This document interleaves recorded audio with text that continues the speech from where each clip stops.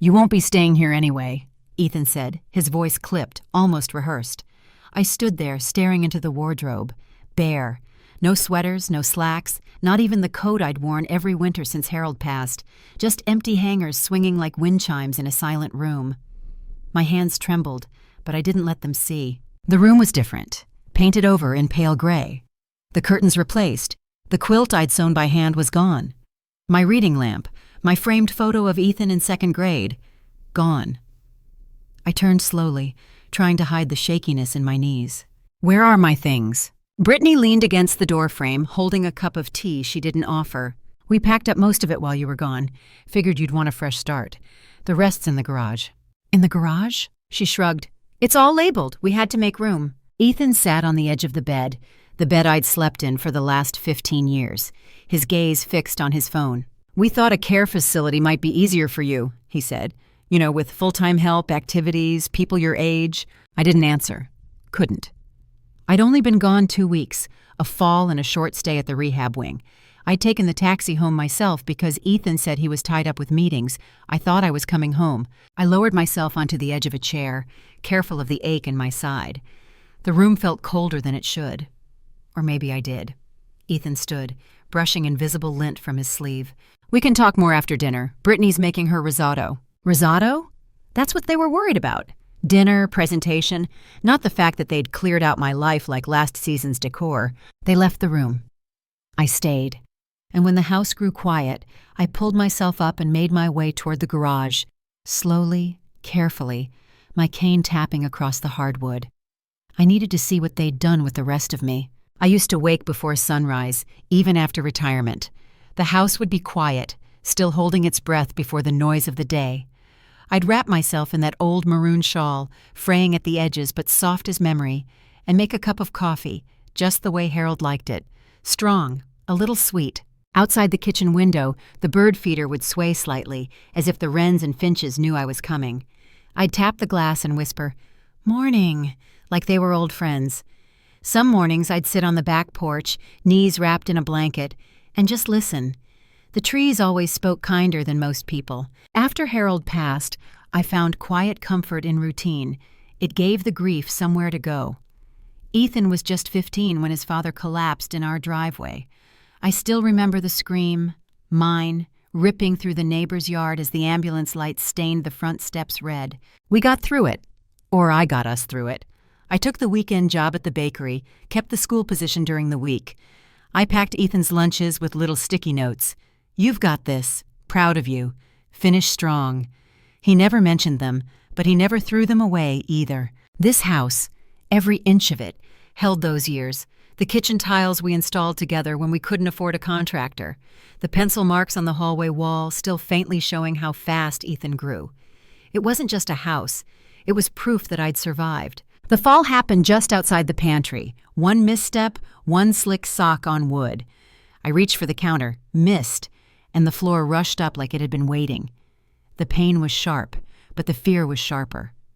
I remember lying there, staring at the ceiling fan, wondering if anyone would find me before the coffee went cold. But someone did. And now, standing in a garage that smelled of cardboard and forgotten things, I stared at boxes labeled Mom, Miski, and knew something had already broken long before I hit the floor. The boxes in the garage were half-taped, half-open. Some weren't even mine. I found an old photo of Harold tucked behind a set of mismatched bowls. Our wedding picture, the one from the courthouse. I had worn a yellow blouse that day. He'd said it made me look like sunlight, but the frame was cracked. I brought it back inside, tucked it under my arm like a secret, and walked past the guest room, my room. The door was ajar. Brittany's silk robe hung on the back. Her curling iron sat on the vanity next to a jar of expensive face cream I didn't recognize. In the bathroom, my perfume was gone, the one Ethan used to say smelled like his childhood. In its place sat a collection of glass bottles, labels in French, silver lids, nothing that felt like home. The closet had been emptied of my cardigans, my slacks, my winter boots. In their place, Brittany's dresses, bold prints, high heels, and boxes stacked neatly. I found Ethan in the kitchen, scrolling on his phone. "Did you move my things from the bathroom?" He didn't look up. "We had to make space. You weren't here." I waited, but nothing else came. No apology, no explanation, just that. Later that night, I stood at the top of the stairs, not meaning to eavesdrop, but too tired to walk all the way back down. The house was dim. Brittany's voice floated up from the living room. "It's not like she's staying. She just doesn't know yet." Silence. Then the sound of a glass being set on a coaster. "She's better off at Oak Ridge anyway. There's staff. There's other people like her.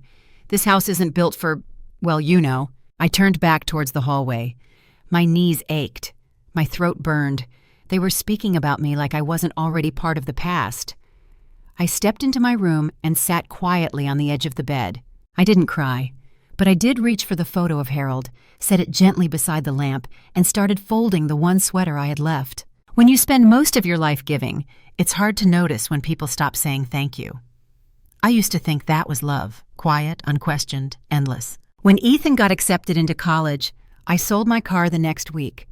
It wasn't fancy, but it got me everywhere I needed to go. I told him the engine had given out, but the truth was simpler. His tuition bill had come, and I couldn't stand the thought of him walking away from his dream because of money. So I took the bus for 5 years and said nothing. When his wedding came, I delayed my retirement. The school was cutting positions, but they offered me 1 more year if I stayed part-time. I said yes, without thinking. Every paycheck went toward the venue deposit and Brittany's designer gown. I told everyone it was our gift. I never mentioned that it cost me the chance to rest. When their baby was born, I gave them the house.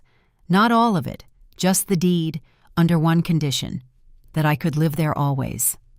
My lawyer had warned me to be careful, but I trusted my son more than the law. I thought I'd secured my place in their lives. I didn't realize I'd just signed it away. For years, I cooked dinner every night, even when my hands shook from arthritis. I cleaned bottles, folded onesies, and learned to rock a baby at 2 a.m. all over again. When the utility bills came, I paid them quietly before anyone noticed. Ethan had enough on his shoulders, I told myself. Even when the house filled with laughter that wasn't mine, I stayed in the background, happy to hear life moving forward. That's what mothers do, isn't it? Stay behind the curtain, keep the lights on, make sure everyone else looks good on stage. But as I sat there now, in a home that no longer felt like mine, I realized something I'd never said aloud. The giving never stopped. It just changed hands. And I was the last one who hadn't learned how to take. The doorbell rang just after 10. I was still in my robe, sipping coffee at the kitchen table. Through the window, I saw a woman in a blazer, holding a clipboard and a bright smile that didn't reach her eyes. "Good morning," she said when I opened the door halfway. "I'm here for the property walkthrough." "The what?" Before I could say more, Brittany appeared behind me, all sunshine and perfume. "Oh, that's right. I forgot to mention it, Bobby. It's just for insurance. Routine stuff." The woman's smile flickered. "Yes, just verifying square footage." Brittany led her through the living room like she was hosting an open house, rattling off details about the kitchen upgrades Ethan had done last summer. I followed them at a distance, feeling smaller with every step. When the realtor measured the hallway, she asked, "So you'll be listing by winter?" Ethan cleared his throat. "We're still deciding." I watched his face, but he didn't look at me. He stared at the wall, at anything but me. When they left, Brittany closed the door and clapped her hands. "See? Quick and painless." "Insurance," I said quietly. "Exactly." Her tone was light, rehearsed. "You don't need to worry about it." She went upstairs, humming. Ethan slipped into his office and shut the door. The house fell silent again. That night, I couldn't sleep. The air felt heavy, thick with words unsaid. I got up and stood in the hallway, leaning on my cane. Light spilled faintly from beneath their door. Voices. "It's not like she's staying much longer," Brittany whispered. Ethan's reply came low. "Once she's in the facility, we can list it before winter. The market's still strong." A pause, then the soft clink of glasses. "By Christmas, everything will be settled," she said. I turned away, every breath tight in my chest. Back in my room, I sat on the bed, staring at the dark. I thought of Harold's hands laying the first brick of this house, of all the nights I'd tucked Ethan into these walls. They were selling the home I built, and I realized they had already started. By morning, the walls felt too close. The air itself seemed to whisper. I grabbed my keys and coat and walked out before anyone could ask where I was going. The drive to Linda's house took less than 20 minutes, but my hands trembled the entire way. The roads looked the same as they always had, maple trees bowing over cracked pavement, but I barely noticed the colors. I just needed to see someone who still remembered me before all this. Linda opened the door before I even knocked. "Bobby Jensen," she said softly, her voice both surprise and concern. "You look pale as a ghost." I tried to smile, failed, and stepped into the warmth of her kitchen. It smelled faintly of cinnamon and laundry soap, safe, familiar. She poured tea without asking. We sat at the same oak table where we'd once graded papers together, laughing over students' essays. Now my hands shook so badly I had to steady the cup with both palms. "They're selling the house, Linda," I said finally. "They're planning to put me in a home. My things are gone." Linda didn't gasp. She didn't look shocked. She just sighed, like she'd expected this moment for years. "Oh, honey," she said, reaching across the table to rest her hand on mine. "You told me once your lawyer made sure you had protection when you gave them the deed. Conditions, wasn't it?"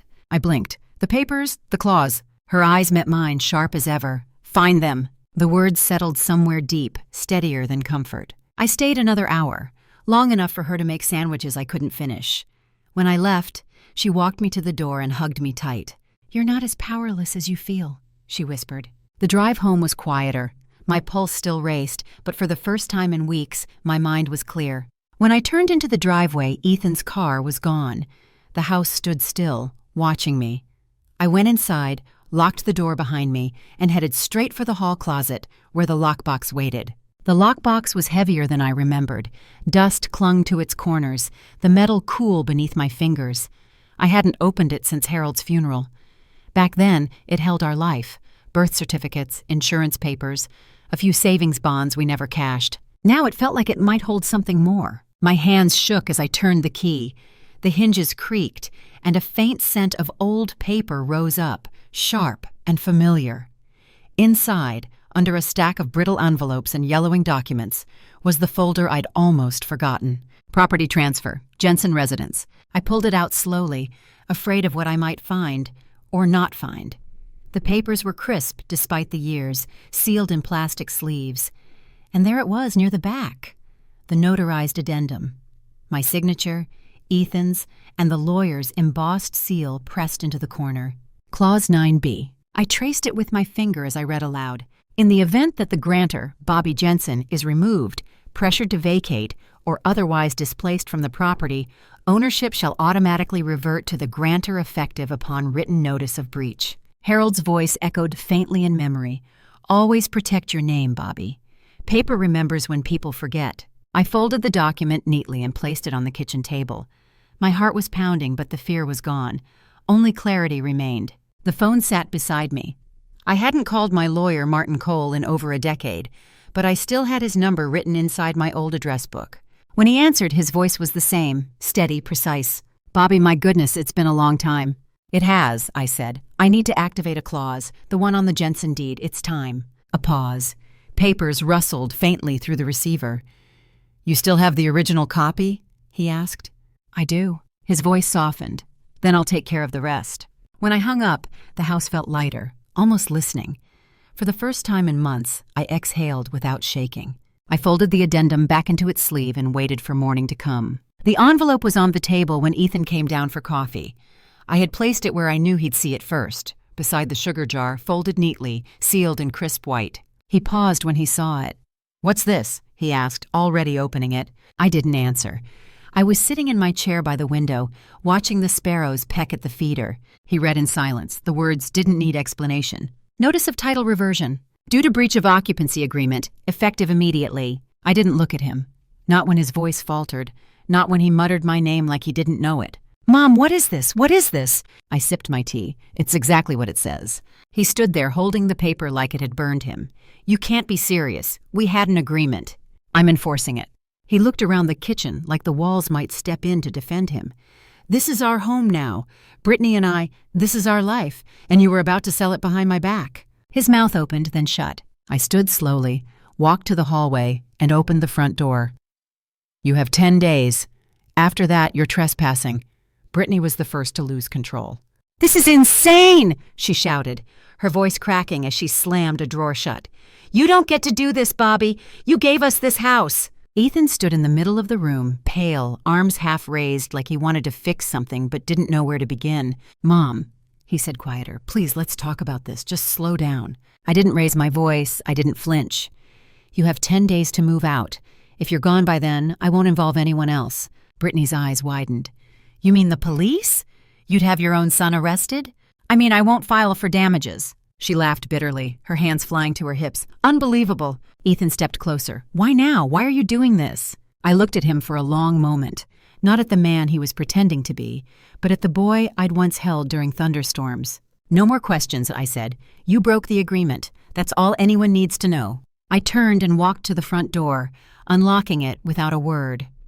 Behind me, I heard Brittany mutter something under her breath. Ethan didn't respond. I stood there holding the door open, the cold air brushing past me like it had been waiting too. After a long minute, Ethan picked up one of the bags and started down the steps. They came back and forth for the next few days, never at the same time. Brittany avoided eye contact. Ethan barely spoke. I offered no help, no warmth, no argument, just space. On the 9th day, the last box disappeared. I locked the door myself and drew the curtains closed. Then I made tea, carried it to the porch, and sat down slowly. The sky was soft with early fall, and I could finally hear my own breath. A month later, I sat on the porch with a fresh cup of coffee and a blanket across my lap. The birds still came, same as always. The wind carried the scent of pine and distant chimney smoke. No shouting, no closed doors, no voices behind walls, just stillness. I'd rearranged the bedroom the way I liked it, put the quilt back at the foot of the bed, refolded the sweaters that had been crammed into boxes. My winter coat hung by the door again, right where it belonged. In the evenings, I played music quietly, old records Harold loved. Sometimes I danced alone, barefoot on the rug. Not because I was happy, but because I could. Mrs. Penfield from 2 doors down stopped by that Sunday with a basket of pears. She hadn't knocked in years, said she didn't want to interrupt the new folks. They're gone, I said gently. She smiled. Then I guess it's safe to visit again. I baked her a pie that afternoon, sat across the kitchen from her like we used to, talking about the neighborhood the way it used to be. She left before sunset. I sent her home with the last slice. That night, I lit the small candle on the mantel and stood beside it with my hands folded. Not in grief, not in prayer, just presence. The silence in the house no longer felt like a warning. It was mine again, all of it. The floorboards that creaked in the same places, the pantry where I fell, the closet I once stood in trembling. Now I moved through each room with ease, with ownership. And in the kitchen drawer, the deed sat quietly under the spoons, folded, undisturbed. I hadn't told anyone about the clause, not Linda, not even Martin, beyond the necessary steps. Some things didn't need to be explained. Some things just needed to be kept. That evening, I opened the front door one last time and watched the sky turn soft behind the trees. Then I stepped inside and closed it. The house settled quiet and sure, as if exhaling with me. For the first time in a long while, I didn't feel like a guest in my own life. I was home.